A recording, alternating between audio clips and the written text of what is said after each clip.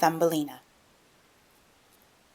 There was once a woman who wanted to have quite a tiny little child, but she did not know where to get one from. So one day she went to an old witch and said to her, "I should so much like to have a tiny little child. Can you tell me where I can get one?" "Oh, we have just got one ready," said the witch.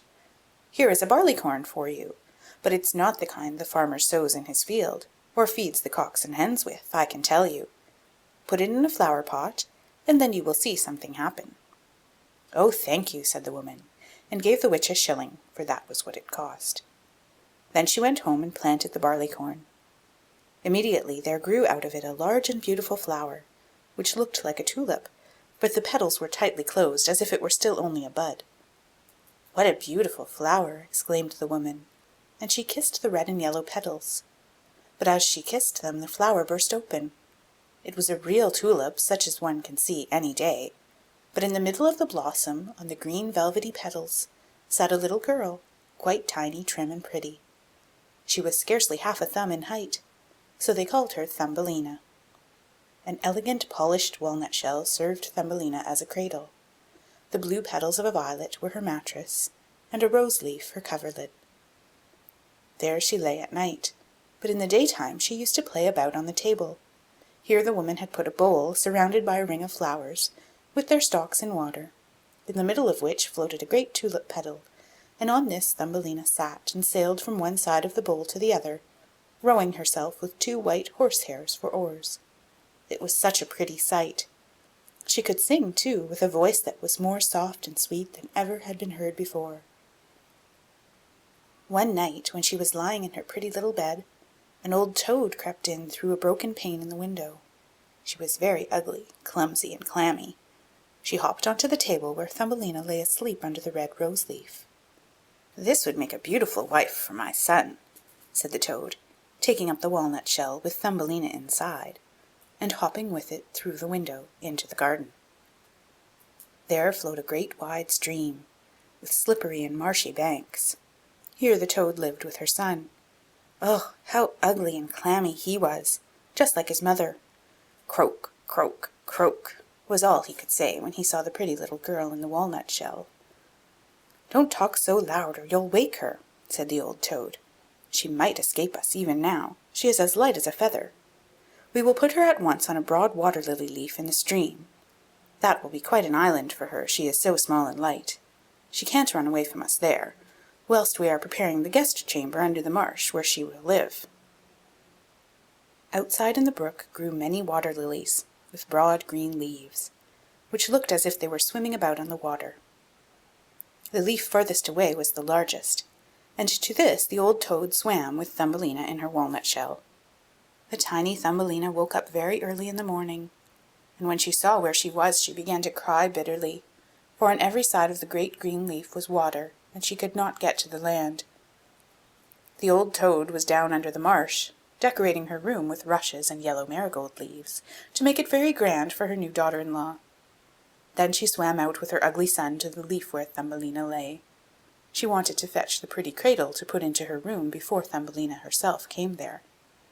The old toad bowed low in the water before her, and said, "Here is my son. You shall marry him, and live in great magnificence down under the marsh." "Croak, croak, croak," was all that the son could say.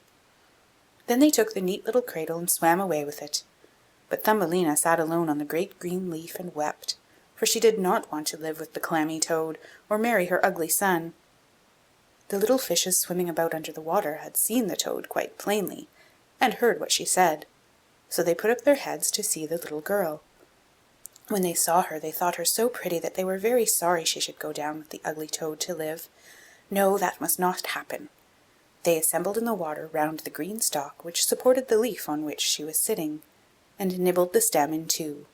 Away floated the leaf down the stream, bearing Thumbelina far beyond the reach of the toad.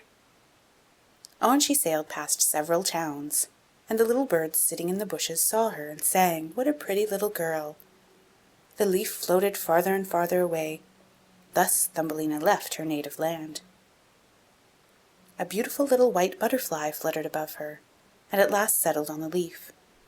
Thumbelina pleased him, and she, too, was delighted, for now the toads could not reach her. and it was so beautiful where she was travelling. The sun shone on the water and made it sparkle like the brightest silver. She took off her sash and tied one end round the butterfly. The other end she fastened to the leaf, so that now it glided along with her faster than ever. A great cockchafer came flying past. He caught sight of Thumbelina, and in a moment had put his arms round her slender waist and had flown off with her to a tree. The green leaf floated away down the stream, and the butterfly with it, for he was fastened to the leaf and could not get loose from it. Oh dear, how terrified poor little Thumbelina was when the cockchafer flew off with her to the tree! But she was especially distressed on the beautiful white butterfly's account, as she had tied him so fast that if he could not get away he must starve to death. But the cockchafer did not trouble himself about that. He sat down with her on a large green leaf, gave her the honey out of the flowers to eat, and told her that she was very pretty, although she wasn't in the least like a cockchafer. Later on, all the cockchafers who lived in the same tree came to pay calls. They examined Thumbelina closely and remarked, "Why, she has only 2 legs! How very miserable!" "She has no feelers," cried another. "How ugly she is," said all the lady chafers. And yet Thumbelina was really very pretty. The cockchafer who had stolen her knew this very well, but when he heard all the ladies saying she was ugly, he began to think so too, and would not keep her. She might go wherever she liked. So he flew down from the tree with her and put her on a daisy. There she sat and wept, because she was so ugly that the cockchafer would have nothing to do with her. And yet she was the most beautiful creature imaginable, so soft and delicate, like the loveliest rose leaf. The whole summer poor little Thumbelina lived alone in the great wood. She plaited a bed for herself of blades of grass, and hung it up under a clover leaf, so that she was protected from the rain. She gathered honey from the flowers for food, and drank the dew on the leaves every morning. Thus the summer and autumn passed, but then came winter, the long cold winter. All the birds who had sung so sweetly about her had flown away. The trees shed their leaves, the flowers died. The great clover leaf under which she had lived curled up, and nothing remained of it but the withered stalk. She was terribly cold, for her clothes were ragged, and she herself was so small and thin. Poor little Thumbelina, she would surely be frozen to death. It began to snow, and every snowflake that fell on her was to her as a whole shovelful thrown on one of us, for we are so big, and she was only an inch high. She wrapped herself round in a dead leaf, but it was torn in the middle and gave her no warmth. She was trembling with cold. Just outside the wood where she was now living lay a great cornfield, but the corn had been gone a long time, only the dry bare stubble was left standing in the frozen ground. This made a forest for her to wander about in. All at once she came to the door of a field mouse who had a little hole under a cornstalk. There the mouse lived warm and snug, with a storeroom full of corn, a splendid kitchen and dining room. Poor little Thumbelina went up to the door and begged for a little piece of barley, for she had not had anything to eat for the last 2 days. "Poor little creature," said the field mouse, for she was a kind-hearted old thing at the bottom. "Come into my warm room and have some dinner with me." As Thumbelina pleased her, she said, "As far as I am concerned, you may spend the winter with me, but you must keep my room clean and tidy, and tell me stories, for I like that very much." And Thumbelina did all that the kind old field mouse asked, and did it remarkably well too. "Now I am expecting a visitor," said the field mouse. "My neighbour comes to call on me once a week. He is in better circumstances than I am, and has great big rooms, and wears a fine black velvet coat. If you could only marry him, you would be well provided for. But he is blind. You must tell him all the prettiest stories you know." But Thumbelina did not trouble her head about him, for he was only a mole. He came and paid them a visit in his black velvet coat. "He is so rich and so accomplished," the field mouse told her. "His house is 20 times larger than mine. He possesses great knowledge, but he cannot bear the sun and the beautiful flowers, and speaks slightingly of them, for he has never seen them." Thumbelina had to sing to him, so she sang "Ladybird, ladybird, fly away home," and other songs so prettily that the mole fell in love with her. But he did not say anything. He was a very cautious man. A short time before he had dug a long passage through the ground from his own house to that of his neighbour. In this he gave the field mouse and Thumbelina permission to walk as often as they liked, but he begged them not to be afraid of the dead bird that lay in the passage. It was a real bird with beak and feathers, and must have died a little time ago, and now lay buried just where he had made his tunnel. The mole took a piece of rotten wood in his mouth, for that glows like fire in the dark, and went in front, lighting them through the long dark passage.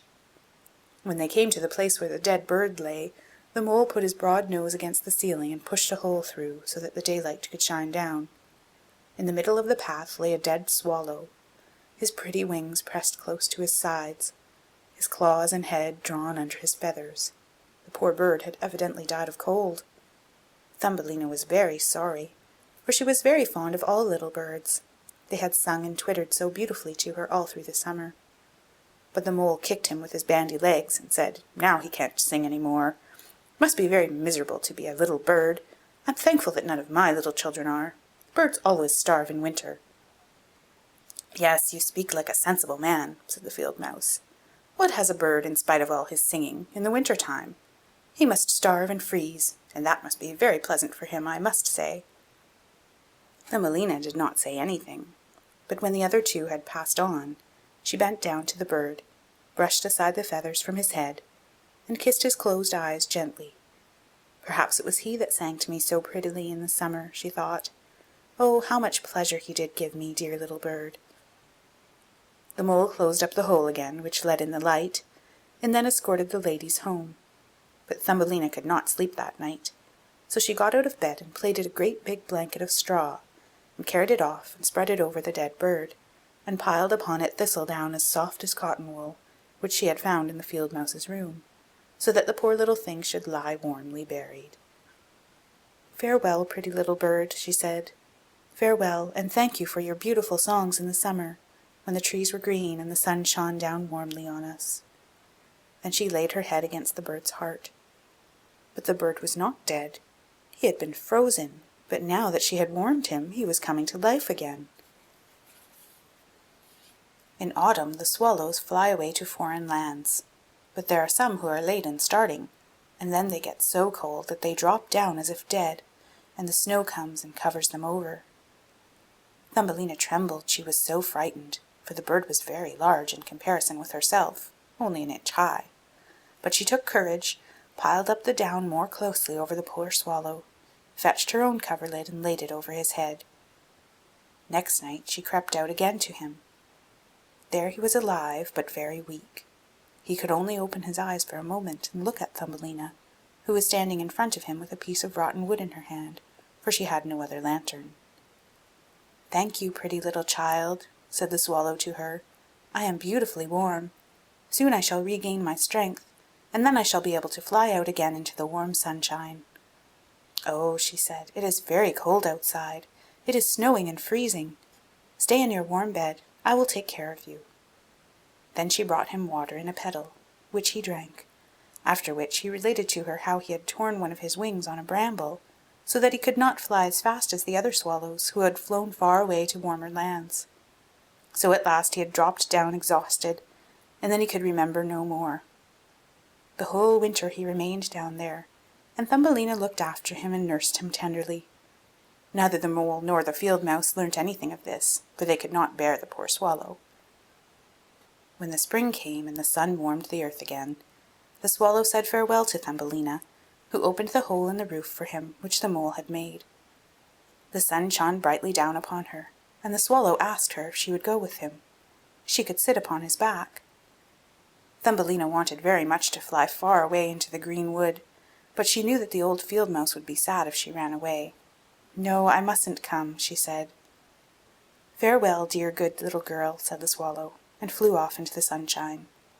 Thumbelina gazed after him with the tears standing in her eyes, for she was very fond of the swallow. "Tweet, tweet," sang the bird, and flew into the green wood. Thumbelina was very unhappy. She was not allowed to go out into the warm sunshine. The corn which had been sowed in the field over the field mouse's home grew high up into the air, and made a thick forest for the poor little girl, who was only an inch high. "Now you are to be a bride, Thumbelina," said the field mouse, "for our neighbour has proposed for you. What a piece of fortune for a poor child like you! Now you must set to work at your linen for your dowry, for nothing must be lacking if you are to become the wife of our neighbour the mole." Thumbelina had to spin all day long, and every evening the mole visited her, and told her that when the summer was over the sun would not shine so hot. Now it was burning the earth as hard as a stone. Yes, when the summer had passed they would keep the wedding. But she was not at all pleased about it, for she did not like the stupid mole. Every morning when the sun was rising, and every evening when it was setting, she would steal out of the house door, and when the breeze parted the ears of corn so that she could see the blue sky through them, she thought how bright and beautiful it must be outside, and longed to see her dear swallow again. But he never came. No doubt he had flown away far into the great green wood. By the autumn Thumbelina had finished the dowry. "In 4 weeks you will be married," said the field mouse. "Don't be obstinate, or I shall bite you with my sharp white teeth. You will get a fine husband. The king himself has not such a velvet coat. His storeroom and cellar are full, and you should be thankful for that." Well, the wedding day arrived.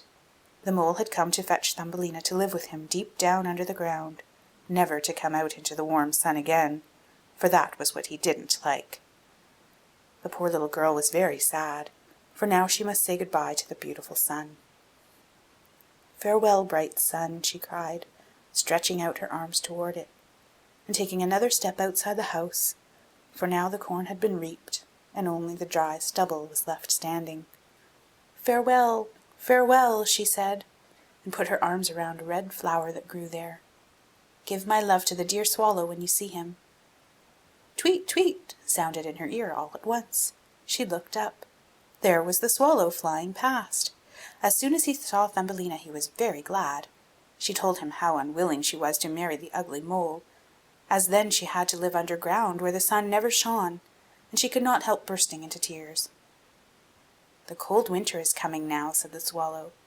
"I must fly away to warmer lands. Will you come with me? You can sit on my back, and we will fly far away from the ugly mole and his dark house, over the mountains, to the warm countries where the sun shines more brightly than here, where it is always summer, and there are always beautiful flowers. Do come with me, dear little Thumbelina, who saved my life when I lay frozen in the dark tunnel." "Yes, I will go with you," said Thumbelina, and got on the swallow's back, with her feet on one of his outstretched wings. Up he flew into the air, over woods and seas, over the great mountains where the snow is always lying. And if she was cold, she crept under his warm feathers, only keeping her little head out to admire all the beautiful things in the world beneath. At last they came to the warm lands. There the sun was brighter, the sky seemed twice as high, and in the hedges hung the finest green and purple grapes. In the woods grew oranges and lemons. The air was scented with myrtle and mint, and on the roads were pretty little children running about and playing with great gorgeous butterflies. But the swallow flew further on, and it became more and more beautiful. Under the most splendid green trees beside a blue lake stood a glittering white marble castle. Vines hung about the high pillars. There were many swallows' nests, and in one of these lived the swallow who was carrying Thumbelina. "Here is my house," said he, "but it won't do for you to live with me. I am not tidy enough to please you. Find a home for yourself in one of the lovely flowers that grow down there. Now I will set you down, and you can do whatever you like." "That will be splendid," said she, clapping her little hands. There lay a great white marble column which had fallen to the ground and broken into 3 pieces. But between these grew the most beautiful white flowers. The swallow flew down with Thumbelina and set her upon one of the broad leaves. But there, to her astonishment, she found a tiny little man sitting in the middle of the flower, as white and transparent as if he were made of glass. He had the prettiest golden crown on his head, and the most beautiful wings on his shoulders. He himself was no bigger than Thumbelina. He was the spirit of the flower. In each blossom there dwelt a tiny man or woman, but this one was the king over the others. "How handsome he is," whispered Thumbelina to the swallow. The little prince was very much frightened at the swallow, for in comparison with one so tiny as himself he seemed a giant. But when he saw Thumbelina he was delighted, for she was the most beautiful girl he had ever seen. So he took his golden crown from off his head and put it on hers, asking her her name, and if she would be his wife, and then she would be queen of all the flowers.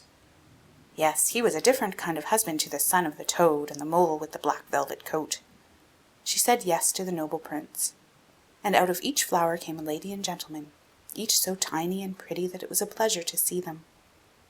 Each brought Thumbelina a present, but the best of all was a beautiful pair of wings which were fastened onto her back, and now she too could fly from flower to flower. They all wished her joy, and the swallow sat above in his nest and sang the wedding march, and thought he did as well as he could. But he was sad, because he was very fond of Thumbelina and did not want to be separated from her. "You shall not be called Thumbelina," said the spirit of the flower to her. "That is an ugly name, and you are much too pretty for that. We will call you May Blossom." "Farewell, farewell," said the little swallow with a heavy heart, and flew away to further lands, far, far away, right back to Denmark. There he had a little nest above a window where his wife lived, who can tell fairy stories. "Tweet, tweet," he sang to her, and that is the way we learnt the whole story.